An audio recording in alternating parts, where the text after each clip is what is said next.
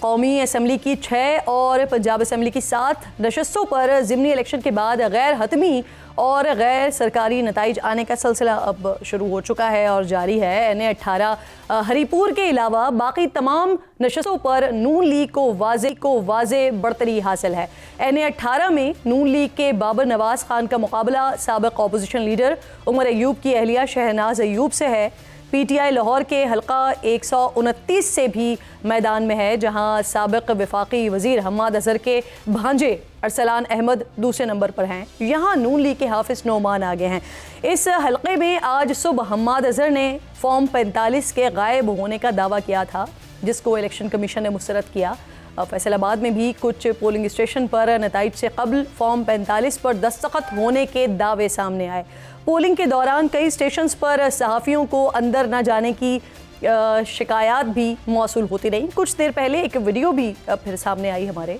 फैसलाबाद का हल्का है PP 116। यहाँ मुस्लिम लीग के रहनुमा आबिद शेर अली की बैलेट पेपर पर मोहर लगाने की ये वीडियो है, जिस पर रिटर्निंग अफसर ने वोटिंग की राजदारी पामाल करने पर उन्हें नोटिस भी जारी कर दिया है।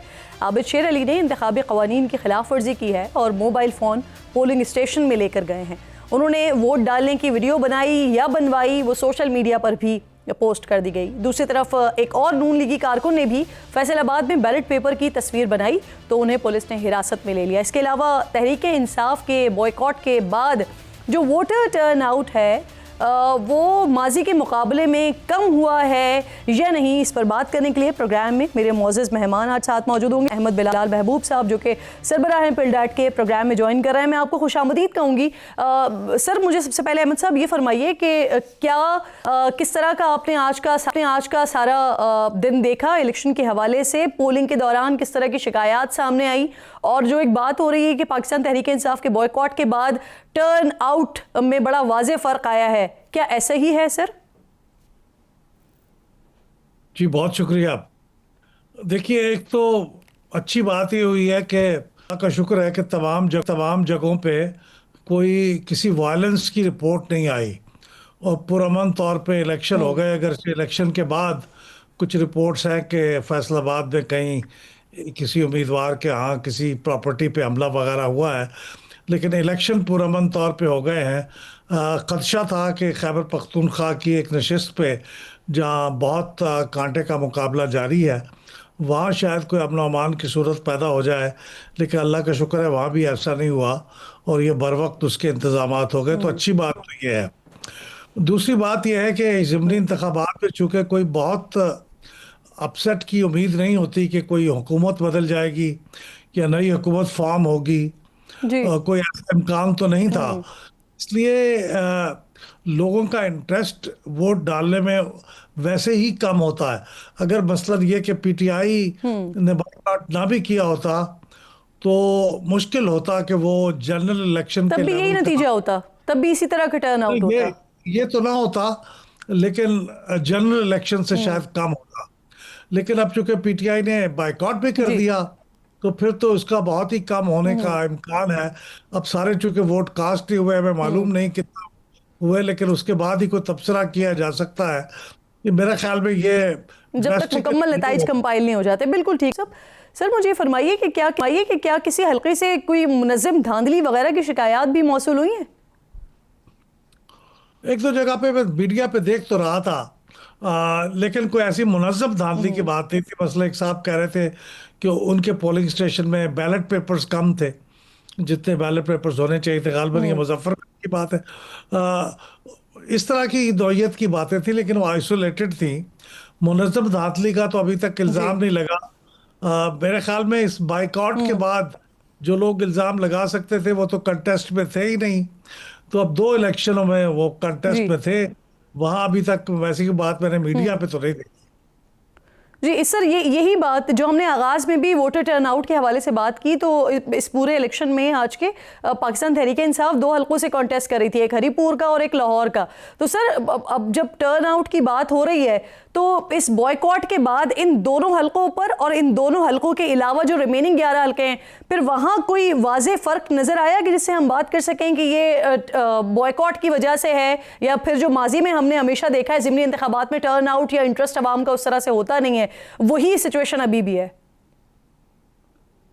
जी हाँ, टर्नआउट के बारे में तो मैं हतमी तौर पे कुछ कह नहीं सकता, लेकिन मैंने ये देखा है कि हरीपुर में काफ़ी जोशो खरोश था और वहाँ पे आज भी बहुत क्लोज हैं एक दूसरे के, और कभी मुस्लिम लीग नवाज के उम्मीदवार के वोट ज़्यादा हो जाते हैं और कभी पीटीआई के सपोर्टेड उम्मीदवार के वोट ज़्यादा हो जाते हैं। तो वहाँ पे बड़ा क्लोज कीन कंपटीशन है दोनों के दरमियान। लाहौर में अगरचे रेल पेल थी, लेकिन मुकाबला उतना क्लोज नहीं है जितना हरीपुर में देखने में आया है। तो ये यकीनन यहाँ पे बेहतर टर्नआउट होगा, क्योंकि पीटीआई कंटेस्ट कर रही थी। कितना बेहतर हुआ होगा ये अभी कुछ देर इंतजार करते हैं।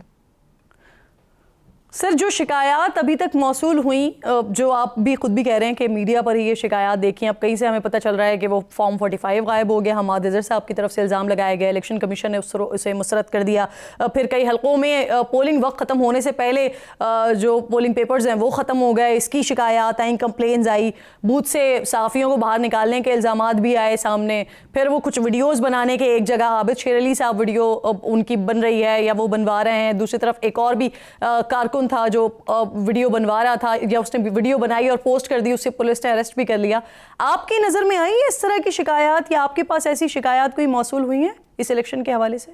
मेरे इल्म में तो ऐसी कोई चीज़ नहीं है। फॉर्म 45 का गायब हो जाना बिल्कुल अनलाइकली है, क्योंकि देखिए ना, वो तो एक ही फॉर्म एक पोलिंग स्टेशन पे उन्होंने भरना होता है, तो उसके गायब हो जाने की तो कोई तुक नहीं है। और अगर वहाँ पे कुछ पोलिंग स्टेशनों से गायब हो गए हैं तो फिर वहाँ पे तो शायद रीपोलिंग की भी नौबत आ जाए। तो ये फॉर्म 45 का गायब होना मेरी समझ में नहीं आता। अलबत्ता चंद लोगों ने जिन्होंने बरसरे आम बैलेट पेपर के ऊपर स्टैंप लगाई है, वो बिल्कुल गलत बात है। ख़ासतौर पे हुकूमत के साथ ताल्लुक़ रखने वाले लोग अगर ऐसी बात करेंगे तो फिर बाकी लोगों को ऊपर कैसे एनफोर्समेंट हो सकेगी लॉज की? ज़ाब्ता अखलाक की खिलाफ वर्जी भी है ना सर ये। अब मुझे ये फरमाइए अहमद साहब, एग्जिट पोल किया गया है क्या? और अगर किया गया है तो स्पेसिफिकली वो हलके के जहां पर फिर 2 बड़ी पार्टीज कॉन्टेस्ट कर रही हैं, पीटीआई पीएमएलएन, तो लाहौर और हरीपुर के हवाले से अगर एग्जिट पोल हुआ है तो क्या नतीजे रहे हैं वहां के? देखिए, ये जो इलेक्शन कमीशन ने एक ज़ाब्ता अखलाक जारी किया हुआ है, उसके मुताबिक आप एग्जिट पोल नहीं कर सकते, और अगर कर भी लें तो उसके नताइज फ़ौरन जारी नहीं कर सकते। तो मेरे ख्याल में एग्जिट पोल तो मुझे नहीं लगता कि हुआ हो इस पाबंदी की वजह से, क्योंकि वो अगर करते हैं तो वो ज़रा एकेडमिक से डिस्कशन होती है कि नौजवानों ने कितना वोट डाला, उसको देखने के लिए, इस तरह की चीज़ों को देखने के लिए होता है। सर, लाहौर के हवाले से ना एक डिस्कशन हो रही है, जो लीगी वज़रा हैं उनकी जानिब से ये कहा जा रहा है कि मरियम साहिबा ने पंजाब में बहुत काम किया है, लाहौर में बहुत काम किया है, तो इसलिए पाकिस्तान तहरीक-ए-इंसाफ अपनी मकबूलियत खो रही है। अभी कुछ देर पहले ये दावे तक हो रहे थे कि शायद अगले इलेक्शन में पाकिस्तान तहरीक-ए-इंसाफ बिल्कुल ही नज़र ना आए, उनकी मकबूलियत का ये ग्राफ हो जाए, जबकि पाकिस्तान तहरीक-ए-इंसाफ की तरफ से आलिया हमजा साहिबा को या मैं दीगर को सुन रही हूँ तो वो इससे मुख्तलिफ बात कर रहे हैं। वो ये कह रहे हैं कि इसी कारकर्दगी की वजह से ही लोगों ने खान साहब की बात सुनी है और वो इसी वजह से घरों से बाहर नहीं निकले। तो सर, क्या वाकई जो लीगी रहनुमा कह रहे हैं उनके दावे दुरुस्त हैं, या जो पाकिस्तान तहरीक-ए-इंसाफ कह रही है उनके दावे दुरुस्त हैं? सर, इसके लिए हमें थोड़ा सा इंतज़ार करना पड़ेगा जब तक पूरे वोट काउंट ना हो जाए और टर्नआउट ज़ाहिर ना हो जाए। उस वक्त तक देखिए, कारकर्दगी का जो असर है वो भी हो सकता है हुआ हो, लेकिन वो हम जब देखेंगे कि मुस्लिम लीग नवाज के उम्मीदवार ने लास्ट टाइम कितने % वोट हासिल किए थे टोटल वोट्स के, और इस दफ़ा कितने किए हैं, तो उनका कुछ हमें बताएगा। लेकिन ये देखना पड़ेगा अब इलेक्शन के जब नताइज सामने ना आ जाए। मुकम्मल नताइज जब आ जाएंगे हतमी और सरकारी, और तब उसके बाद पता चलेगा कि किसके दावे जो है वो इस वक्त सही है, दुरुस्त है। बहुत बहुत शुक्रिया आपका अहमद, आप साथ मौजूद थे। इसी टॉपिक को आगे लेकर बढ़ेंगे।